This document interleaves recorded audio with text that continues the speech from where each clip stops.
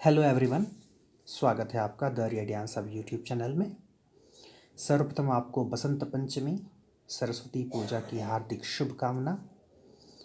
आज हमारे विश्वविद्यालय BHU काशी हिंदू विश्वविद्यालय का स्थापना दिवस भी है। कई महीनों से आपसे मुलाकात नहीं हो रही थी, कुछ काम का बोझ, कुछ व्यक्तिगत ज़िंदगी की उठापटक। फिर भी सोचा कि क्यों ना अब थोड़ा आगे बढ़ा जाए और जो काम हमने छोड़ रखा है उसे पूरा करने की कोशिश की जाए। तो इसी क्रम में चलिए आज हम मिलते हैं एक बार फिर एडवर्ड एल्बर्ट से। 2-3 वीडियोस मैंने पहले के बनाए हुए हैं, तो कुछ ऑडियंस का रिस्पांस आया उस पर कि उस एडवर्ड एल्बर्ट से ही कुछ वीडियोस और बनाई जाएं, उस पूरी किताब से कम हिस्टोरिकल और लिटरेरी बैकग्राउंड की बातें डिस्कस की जाएं। And I was very happy to know that some people are there who are that much interested in Edward Albert. तो लगता है कि हाँ, कुछ तो ऐसे हैं इंग्लिश लिटरेचर के विद्यार्थी जो ऑथेंटिक सोर्सेज से पढ़ाई करना पसंद करते हैं। तो चलिए आगे बढ़ते हैं। आज हम बात करेंगे रिटर्न टू नेचर की। एडवर्ड एल्बर्ट में जो चैप्टर है जो रोमांटिसिज्म से रिलेटेड है, chapter 10th, the return to nature. अच्छा देखिए, जो ऑथेंटिक किताबें होती हैं उनमें कितनी सारी चीज़ें बड़े कम शब्दों में मिल जाती हैं। इट्स अपॉन यू कि आप कितना ज़्यादा उससे एक्सट्रैक्ट कर पाते हैं, एक्सकैवेट कर पाते हैं। देखिए सबसे ऊपर क्या लिखा है, टाइम चार्ट बना हुआ है चीफ ऑथर्स का। कौन कौन है उसमें?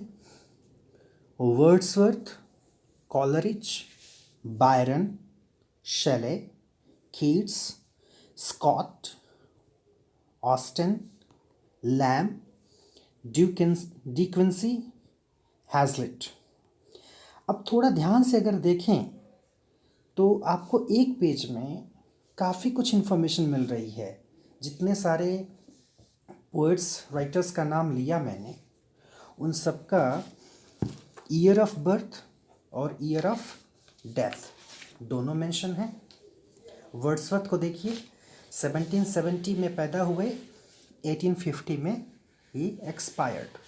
और यही वो साल था 1850 जब तक वर्ड्सवर्थ थे तो पोएट लॉरेट वो थे। उनके ठीक बाद, उनके जाने के बाद अल्फ्रेड टेनिसन बन गए। तो 1850 was the year when Tennyson was Tennyson became poet laureate. Coleridge की लाइफ देखिए, यहाँ थोड़ा सा कंपेयर कर सकते हैं, थोड़ा कंपेयर कर सकते हैं। और 1772, इसका मतलब 2 साल छोटे थे भाई साहब। कॉलरिज 2 साल छोटे थे वर्ड्सवर्थ से और पहले ही निकल लिए 1834 में ही। अभी ध्यान से देखिए, दोनों के लिटरेरी वर्क का जो चार्ट बना हुआ है, 1800 की ठीक पहले वर्ड्सवर्थ का शुरू है, ठीक वहीं से शुरू है कॉलरिज का। ये कौन सा साल था?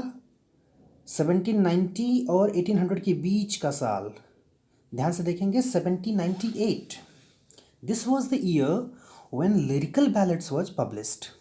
नीचे भी हम देखेंगे कुछ इंपॉर्टेंट वर्क्स दिए हुए हैं एल्बर्ट ने। लिरिकल बैलेड्स, जिसको रोमांटिसिज्म का ऑफिशियल मैनिफेस्टो कहा जाता है। मैनिफेस्टो शब्द तो जानते ही होंगे, आजकल वैसे भी चुनाव का दौर चल रहा है तो आपको पता है कि चुनावी मैदान में उतरने से पहले पॉलिटिकल पार्टियां जो हैं अपना घोषणा पत्र जारी करती हैं, है ना, चुनावी घोषणा पत्र, मैनिफेस्टो। तो ऑफिशियल मैनिफेस्टो माना जाता है लिरिकल बैलेड्स को, रोमांटिसिज्म का, जो कि 1798 में पब्लिश हुआ, जो कि वर्ड्सवर्थ और कॉलरिज ने साथ में मिलकर के किया था। उनकी पोएम्स थी उसमें। और आप देख रहे हैं कि वर्ड्सवर्थ का जो लिटरेरी करियर है वो काफ़ी लंबा है। 1820 के कुछ पहले तक लिखा उन्होंने, जिए तो थे 1850 तक, लेकिन यहाँ जो चार्ट शो किया गया है वो इम्पॉर्टेंट लिटरेरी वर्क का है। हमको पता है कि वर्ड्सवर्थ बाद की ज़िंदगी में उन्होंने बहुत इम्पॉर्टेंट कुछ नहीं लिखा। कॉलरिज को देख लिया, बायरन को देखिए। बायरन और शेले को ध्यान से देखेंगे तो अगेन इसमें आपको सिमिलैरिटी मिलेगी कि कैसे दोनों के इम्पोर्टेंट वर्क लगभग एक समय से शुरू होते हैं। हालांकि थोड़ा सा पहले भी दे दिया है, 1790 और 1800 के बीच में भी थोड़ा सा दिया है शेले का, लेकिन जो एक बड़ा स्पैन है वो बायरन और शेले दोनों का लगभग एक समय शुरू होता है। और बायरन का थोड़ा लंबा जाता है। Shelley again he died very early. Shelley और कीट्स ये दो ऐसे पोइट्स रहे हैं जो कि जिन्होंने काफ़ी कम लाइफ जो है बिताई इस धरती पर। शेले was born in 1792, died in 1822। Byron 1788, यानी 4 साल सीनियर थे बायरन। और कीट्स 3 साल जूनियर रहे शेले से, 1795 में आए। तो ऊपर के जो 5 हैं ये तो मेन पोइट्स माने जाते हैं रोमांटिसिज्म के, जिसमें कि अगर आप डेविड डचेस से पढ़ेंगे तो आपको 2 फेजेस में पढ़ने को मिलेगा इनकी लाइफ के बारे में, इनकी राइटिंग्स के बारे में। जिसमें फर्स्ट फेज़ में आपको वर्ड्सवर्थ और कोलरिज मिलेंगे और उन्हीं के साथ आपको विलियम ब्लेक को पढ़ना होता है। सेकेंड फेज ऑफ रोमांटिसिज्म में आपको बायरन, शेले और कीट्स को पढ़ना होता है। तो ऐसे भी ये तीनों तो जूनियर थे ही रोमांटिसिज्म में, रोमांटिक रिवाइवल में। लेकिन रोमांटिक एरा के जो और राइटर्स हैं, जो इम्पोर्टेंट राइटर्स हैं जिनके बारे में हमें थोड़ा ध्यान देने की ज़रूरत है, वो हैं स्कॉट, सर वॉल्टर स्कॉट, जो कि हिस्टोरिकल नॉवेल के नॉवेलिस्ट माने जाते हैं, हिस्टोरिकल नॉवेलिस्ट माने जाते हैं, बॉर्न इन 1771। उसके बाद है ऑस्टिन, जेन ऑस्टिन, जो कि डोमेस्टिक नॉवेल की जो है एक तरह से वेरी गुड प्रैक्टिशनर कही जाती हैं। फिर हैं चार्ल्स लैम्ब, जो कि प्रिंस ऑफ एसेइस्ट कहे जाते हैं, Prince of all English essayist. फिर हैं डी क्विंसी और फिर हैं विलियम हैज़लिट। ये दोनों भी अपने एसेस के लिए बहुत जाने जाते हैं। थोड़ा सा नीचे आप आएंगे, you will find some works, some important works about which Edward Albert is talking. वो कौन कौन से हैं? सबसे पहले है लिरिकल बैलड्स, जो कि पब्लिश हुआ था 1798 में, जिसके बारे में मैंने शुरू में ही बात कर ली कि ये पोएम का कलेक्शन था। कॉलरिज और वर्ड्सवर्थ ने मिलकर के पब्लिश कराया था 1798 में। एंडीमियन 1818 में आया। It was a long narrative poem, obviously by Keats. Then when we talk of Waverley, Waverley, Waverley was published in 1814 और ये एक long it is a novel. Waverly जो है ये एक हिस्टोरिकल नॉवेल है स्कॉट का, और इसका सब टाइटल आप कह लें है इट्स 60 years since। उसकी स्पेलिंग है, पहले एपोस्ट्रॉफी है, देन TIS, फिर है 60 years since। So Waverley is a historical novel by Scott. Okay, अगर हम बात करें चाइल्ड हैरोल्ड्स पिलग्रिमेज की, जो कि एक लॉन्ग नरेटिव पोएम है लॉर्ड बायरन की, and it was in 4 parts, 4 भागों में लिखी गई है ये poem, Childe Harold's Pilgrimage. The lay of the last minstrel की बात करें, again this is a work by Scott, Sir Walter Scott. ये भी एक नरेटिव पोएम है जो कि 6 कैंटोस में लिखी गई है। तो ये जान लें कि Walter Scott was not only a novelist, he was a poet as well. Generally वो एक हिस्टोरिकल नॉवेलिस्ट के रूप में जाने जाते हैं, but he wrote long narrative poem as well, जिसके बारे में एल्बर्ट बात कर रहे हैं। The lay of the last minstrel, published in 1805, was written in 6 cantos, 6 cantos में लिखी गई है ये पोएम। देन नॉर्थएंगर एबे, जो कि एक नॉवेल है जिसको जेन ऑस्टिन ने लिखा हुआ है। नॉर्मली आप जब जेन ऑस्टिन की बात करते हैं तो सबसे पहले जो नॉवेल जुबान पर आता है वो है प्राइड एंड प्रेजुडिस, उसके अलावा जो आता है वो है एमा। लेकिन अगर एल्बर्ट बात कर रहे हैं नॉर्थएंगर एबे के, तो इसका मतलब ये है कि आपको इसे भी पढ़ लेना चाहिए। हालांकि जानने को तो लगभग सारे नॉवेल्स के बारे में आपको मालूम होना चाहिए, क्योंकि हर एग्ज़ाम्स में कुछ न कुछ किसी न किसी नॉवेल से आ ही जाता है। जेन ऑस्टन के। तो नॉर्थएंगर एबे की अगर बात करें तो it is a coming of age novel, और ये it's a satire of gothic novels. Coming of age का मतलब वही होता है कि जब बच्चा कैसे बड़ा होता है, धीरे धीरे एडल्ट होता है, तो वो उसका जो टाइम पीरियड होता है तो उसका डिस्क्रिप्शन है of the character here in this novel Northanger Abbey by Jane Austen, began in 1798 but was published in 1818। और 1821 में जो पब्लिश हुआ the confessions of an English opium eater, it was an autobiographical account by Thomas De Quincey. बहुत famous work है ये। तो आप देख रहे हैं कि जो मेन लिटरेरी वर्क्स हैं कहाँ से शुरू होकर के कहाँ तक गए हैं, 1798 से शुरू होकर के 1821, उसकी बात कर रहे हैं एल्बर्ट इसमें। अगर हिस्टोरिकल बैकग्राउंड की बात करें तो क्लियरली मेंशन है इसमें ईयर 1790 से 1830, यानी हम 40 सालों की बात करने जा रहे हैं इस पर्टिकुलर चैप्टर में, जिस चैप्टर का नाम है द रिटर्न टू नेचर। और ये रिटर्न टू नेचर का जो कॉन्सेप्ट है ये रूसो का दिया हुआ था, है ना, फ्रेंच रिवॉल्यूशन के समय Jean Jacques Rousseau return to nature का कॉन्सेप्ट जो है उन्हीं का दिया हुआ है। और वो फ्रांस से ही रोमांटिसिज्म जो है आया था इंग्लैंड में भी। Will talk of that. अगर हिस्टोरिकल बैकग्राउंड की बात करें तो कुछ पॉइंट्स में, to an overwhelming extent the history of the time is the record of the effects of the French revolution. तो यानी इस पूरे चैप्टर में या इस पूरे एरा की बात जो हम कर रहे हैं इसमें हम देखेंगे कि फ्रेंच रिवॉल्यूशन कितना बड़ा इम्पैक्ट क्रिएट किया हुआ है। फ्रेंच रिवॉल्यूशन कब हुआ था? 1789 में। तो 1789 के आसपास जो चीज़ें होंगी, जो कंडीशंस होंगे, उस पर उसका सीधा असर पड़ेगा। और कैसे पड़ा, you will get to know. The European war, the close of the 18th century saw England and France engaged in open warfare। Open warfare का मतलब उसके पहले भी जो है लड़ाइयाँ होती थी, लेकिन ओपनली नहीं होती थी, कूटनीतिक तरीके से होती रही होंगी, डिप्लोमेटिक तरीके से होती रही होंगी, लेकिन ओपन वारफेयर में आ गए ये सब। कौन?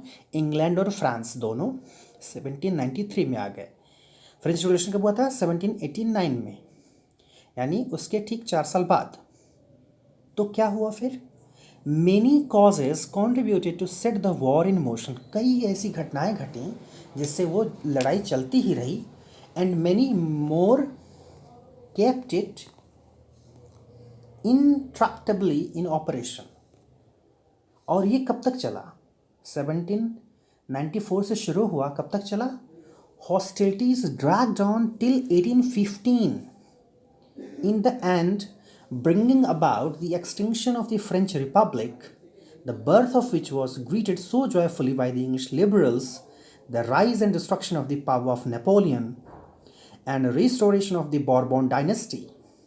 अच्छा देखिए, एल्बर्ट की खासियत ये है कि कुछ ही शब्दों में बहुत कुछ बोल जाते हैं, तो आपको इसको समझने के लिए थोड़ा सा रिसर्च करना पड़ेगा। Only then you will get to know in better way. तो 1794 से जो झगड़ा शुरू हुआ, जो युद्ध शुरू हुआ, झगड़ा तो छोटा वर्ड हो गया, जो युद्ध शुरू हुआ फ्रांस और इंग्लैंड के बीच में, वो चला 1815 तक। अब मार्क कीजिए 1815 को। 1815 कौन सा साल था? This was the year when battle of Waterloo was fought, जिसमें अल्टीमेटली नेपोलियन को हारना पड़ा और उनको सेंट हेलेना आइलैंड भेज दिया गया, एंड देयर ही डाइड। तो यही वो दौर था जब नेपोलियन का राइज हुआ था और उसका डिस्ट्रक्शन भी हो गया। नेपोलियन जो है का उत्थान हुआ और पतन भी हो गया 1815 में। क्या हुआ था? फ्रेंच रिपब्लिक का एक्सटिंक्शन हो गया, वही जिसका वो रूलर बन करके बैठा था नेपोलियन। और फिर से क्या हुआ? Restoration of Bourbon dynasty. तो ये बॉर्बन डायनेस्टी का रिस्टोरेशन कहाँ हुआ था? फ्रांस में। कौन आया था? लुई 18th, LOUIS पढ़ा जाता है Louis. Louis 18th became the king. आपको याद होगा फ्रेंच रिवॉल्यूशन में के समय राजा कौन था? Louis 16th। वही लुई 16th जिसकी वाइफ ने जब देखा लोगों को रिवोल्ट करते हुए और पता चला उसे that they are revolting for bread, she said कि रोटी नहीं मिल रही तो क्या, ड्राई फ्रूट्स खाओ। I am not exactly coating her, but she meant that. तो ये कंडीशन थे उस समय के राजा रानी की कि उनको अपने सब्जेक्ट के बारे में इतना नहीं पता था कि उनकी कंडीशन क्या है। That's why you know that revolution had to take place. तो लुई 16th था उस समय जब फ्रेंच रिवॉल्यूशन हुआ था 1789 में। उसके बाद नेपोलियन आया था थ्रोन पर, और बट 1815 में अगेन जो है ही was defeated and ultimately died in that island Saint Helena. और ये जब हुआ, the birth of which was greeted so joyfully by the English liberals, the rise and destruction of the power of Napoleon, the restoration of the Bourbon dynasty. तो Bourbon dynasty का restoration हो गया, मतलब फिर से राजा साहब थ्रोन पर आ गए। जैसा रिस्टोरेशन आप पढ़ते हैं इंग्लैंड की कॉन्टेक्स्ट में जब चार्ल्स सेकेंड आया था। These events had their effects in every corner of Europe and in none more strongly than in England। तो ये सारी घटनाएं जो फ्रांस में हो रही थीं, कह रहा है कि इसका असर यूरोप के हर कॉर्नर में हुआ और इंग्लैंड में सबसे ज़्यादा, मोर स्ट्रांगली, उनसे भी ज़्यादा। अच्छा, यहाँ पर मैं कोट करना चाहूँगा a very beautiful quotation that is given in I think 10th social science book, if you may know। वो कोटेशन, वो बात, वो स्टेटमेंट जो क्लेमेंस वोन मैट्रोनिच ने कही थी। नाम सुना है क्लेमेंस वोन मैट्रोनिच का? He was an Austrian chancellor. क्या कहा था उन्होंने? When France sneezes the rest of Europe catches cold. France जब छींकता है तो बाकी सारी यूरोप को सर्दी पकड़ लेती है। बहुत इम्पॉर्टेंट कोटेशन है। जब भी आपको इंटरनेशनल लेवल पर फ्रांस के प्रभाव को दिखाना हो, खास करके उस दौर में, तो आप इसको कोट कर सकते हैं। When France sneezes the rest of Europe catches cold. Austria के चांसलर थे उस समय क्लेमेंस वोन मैट्रोनिच, ही गेव दैट स्टेटमेंट। तो ये असर था फ्रांस की हो रही घटनाओं का पूरे विश्व, पूरे यूरोप पर स्पेशली। अब रिएक्शन की बात करें, और रिएक्शन में हम देखेंगे वो रिएक्शन जो हुआ 1789 के रिवॉल्यूशन के बाद होता क्या है। और ये बहुत अच्छा कोटेशन है यहाँ पर, that you can use in your examinations, जहाँ आपको रिटन में एग्ज़ाम देना हो। It has been well said, at the beginning of every revolution, men hope, for they think of all that mankind may gain in a new world. In its next phase, they fear, for they think of what mankind may lose. Her revolution की शुरुआत में, अच्छा ये revolution आप छोटे level पर भी इसके बारे में सोच सकते हैं और बहुत बड़े लेवल पर भी सोच सकते हैं, और हमेशा आप पाएंगे कि ये वहाँ पर जस्टिफाइड होता हुआ मिलेगा आपको। हर रिवॉल्यूशन की शुरुआत में इंसान के पास क्या होता है? होप होता है, आशा होती है। किस बात की? ये सोचता है वो कि इससे मानव जाति को क्या मिलेगा, एक नई दुनिया मिलेगी तो क्या क्या गेन होगा। शुरुआत में ऐसे ही सोचते हैं सभी, हर रिवॉल्यूशन की शुरुआत में। बट उसके अगले फेज में होप की जगह क्या आ जाता है? फियर, डर आ जाता है। क्यों? क्योंकि जब कुछ नया होता है तो आप केवल गेन नहीं करते, यू लूज एज वेल। तो अगले फेज में इंसान सोचता है कि वो क्या लूज कर सकता है। मतलब कोई भी काम आप जब करने जा रहे हैं तो यही है ना, जो लाभ हानि जो कैलकुलेट आप करते हैं कि क्या प्रॉफिट है क्या लॉस है, ये ज़रूर देखते हैं कि लॉस कम हो, प्रॉफिट ज़्यादा हो। रिवॉल्यूशन की शुरुआत में प्रॉफिट ज़्यादा दिखाई देता है, लेकिन समय बीतने के साथ समझ में आता है कि इसमें लॉस कितना हुआ। फ्रेंच रिवॉल्यूशन के साथ ये बहुत ज़्यादा जस्टिफिकेबल है। This was the case with the French revolution. और वो कैसे पता चलेगा आपको, जब आप आगे बढ़ेंगे। The elder writers of the period, कौन था भाई? वर्ड्सवर्थ और Coleridge, as conspicuous examples hail the new era with joy. शुरू में जब रिवॉल्यूशन हो रहा था तो कॉलरिज और वर्ड्सवर्थ जैसे लोग बहुत इसको अप्रिशिएट कर रहे थे। क्यों कर रहे थे? क्योंकि उनको लग रहा था कि एक नई दुनिया बनने वाली है, सब कुछ बहुत अच्छा होगा। And here I want to quote Wordsworth. Wordsworth की एक लाइन जो बहुत ज़्यादा कोट की जाती है, बहुत ज़्यादा एग्जाम में पूछी जाती है। कौन सी line? Bliss it was in that dawn to be alive, but to be young was very heaven. I am repeating the line. Bliss it was in that dawn to be alive, but to be young was very heaven. यानी वो सुबह, revolution की सुबह, उस समय alive होना, जिंदा रहना अपने आप में एक बहुत बड़ा वरदान जैसा था। लेकिन उसमें भी जब कोई जवान हो तो उस समय जवान होना, किसी बड़े चेंज को अपनी जवानी में देख लेना, ये एक बहुत बड़ी उपलब्धि थी। That he that kind of thought he was having for French revolution. उनको लगा कि वो बड़े जो हैं भाग्यशाली थे। जैसे हम लोग सोचते हैं अपनी यूनिवर्सिटी में, when we were there in the university was celebrating its century year, शताब्दी वर्ष मना रही थी यूनिवर्सिटी। तो लग रहा था कि भाई पढ़ाई तो करनी थी, लेकिन एक विशेष समय काल में हम पढ़ रहे हैं, तो ये एक उपलब्धि है हमारी लाइफ की। वर्ड्सवर्थ की भी सोच कुछ ऐसी थी फ्रेंच रिवॉल्यूशन को लेकर के। लेकिन समय बीतने के साथ क्या हुआ? Then as the revolution proceeded to अच्छा, ये जो मैंने कोट किया था अभी, ये प्रिल्यूड से लिया गया है। The prelude, book 10। रिवॉल्यूशन जैसे जैसे आगे बढ़ा, कुछ अनएक्सपेक्टेड डेवलपमेंट्स हो गए जो कि होने ही थे। क्या आया बदले में? होप की जगह पर, हेवन की जगह पर, ब्लिस की जगह पर क्या आया? डिसअपॉइंटमेंट, डिसइल्यूजन, जैसे कोई भ्रम टूट गया हो, detection and despair. And notably in the case of Wordsworth, the rejection of youthful ideals and the soured adoption of the older reactionary faith. समझ में आ गया क्या हुआ वर्ड्सवर्थ के साथ? The rejection of youthful ideals.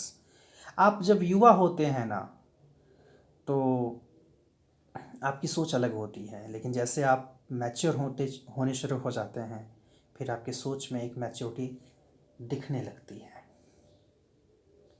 That happened with the Wordsworth as well. The younger writers such as Leigh Hunt, Shelley and Keats still adhere to the revolutionary doctrines, but the warmth of the early days had already passed away. अभी भी हालांकि जो जवान थे, Hunt थे, शेले थे, Keats थे, इन लोगों को अभी भी रिवॉल्यूशनरी डॉक्ट्रिन में बड़ा भरोसा था। मतलब they had that kind of thinking, revolutionary approach को अप्रिशिएट करते थे वो। लेकिन वो दौर बीत चुका था। समय बहुत कुछ सिखा देता है। सोशल कंडीशंस की अगर बात करें, the conclusion of the long war brought inevitable misery. लंबी लड़ाई चलेगी तो बहुत सारी चीज़ें अपने आप उत्पन्न हो जाएंगी, और मिजरी वाली स्थिति आ गई जो कि आनी ही थी, इनएविटेबल थी। लो वेजेस, लोगों को ज़्यादा पैसा नहीं मिलता था अपनी जो काम करते थे। Unemployment and heavy taxation gave rise to fiery resentment and fierce demands on the part of the people. लोग अनएम्प्लॉयड थे, मतलब बेरोजगारी बढ़ रही थी, टैक्सेशन, काफ़ी ज़्यादा टैक्स पे करना पड़ता था, तो लोगों में एक उबाल आ ही गया था और लोगों में डिमांड काफ़ी बढ़ रही थी। Men like Shelley and Ebenezer Elliott called aloud for social justice।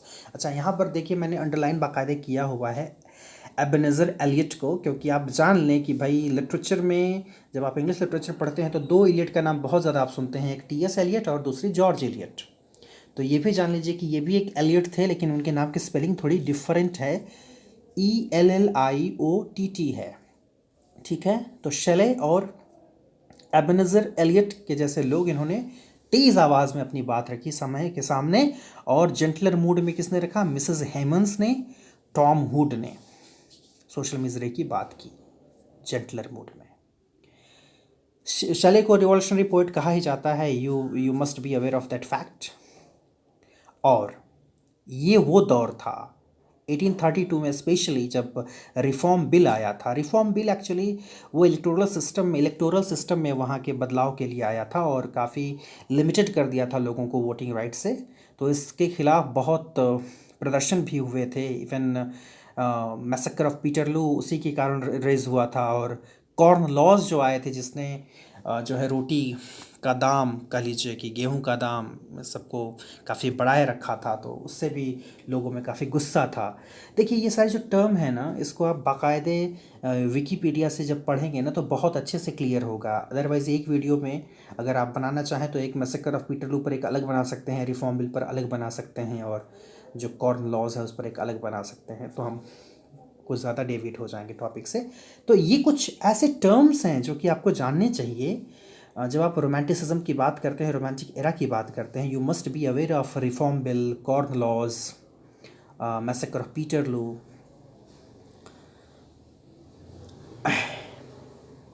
The reform bill was a grudging concession to the general discontent, है ना। ये मतलब जो एक असंतोष बढ़ रहा था उसमें और कह लीजिए कि आग में घी डालने का काम किया रिफॉर्म बिल ने। To conservative minds like those of Scotts and mature words the bill seemed to pronounce the dissolution of every social tie. ऐसा लगा था कि सब कुछ सारे सोशल टाई को ख़त्म कर देगा बिल। ऑब्वियसली ऐसी सोच थी रिफॉर्म बिल को लेकर के वर्ड्सवर्थ की और स्कॉट्स को, लेकिन हुआ क्या? But the bill brought only disappointment to its friends. लेकिन बिल से सभी को निराशा ही हाथ लगी। In that next chapter we shall see how the demand for social amelioration, amelioration बड़ा अच्छा शब्द है, इंप्रूवमेंट के लिए यूज़ किया जाता है, डीपेंड एंड ब्रॉडेंड। कह रहा है कि कैसे सोसाइटी में जो है सुधार की आवश्यकता महसूस हुई, and colour the literature of the time. और जब ऐसी आवश्यकता महसूस होगी तो ऑब्वियस है कि लिटरेचर में उसका प्रभाव दिखेगा। The interest in social conditions became intensified, और सामाजिक परिस्थितियों में ज़्यादा इंटरेस्ट लोगों का जगा, तो वो एक इंटेंसिफाइड मूड में आ गया, मतलब काफ़ी ज़्यादा लोगों को उसकी ज़रूरत महसूस होने लगी। और फिर क्या हुआ? Toward the end of the 19th century until it has grown to be one of the chief features of modern literature. और एक समय ऐसा आया जब मॉडर्न लिटरेचर में आप देखेंगे कि वहाँ पर आपको कंसर्न ही दिखेगा सोशल कंडीशन के डिपिक्शन का। तभी तो आप देखते हैं कि मॉडर्न लिटरेचर में you find play of ideas, you find the novels on social conditions ना। तो ये कुछ बातें थीं जो मुझे लगा ज़रूरी हैं बात करने के लिए, specially when we talk of romanticism और रिटर्न टू नेचर। तो ये उसका हिस्टोरिकल बैकग्राउंड था। आई होप ज़रूर कुछ नई बातें मालूम चली होंगी आपको। अगले वीडियो में हम बात करेंगे लिटरेरी बैकग्राउंड की, ठीक है। तब तक के लिए आप सभी अपना ख्याल रखें। Thank you.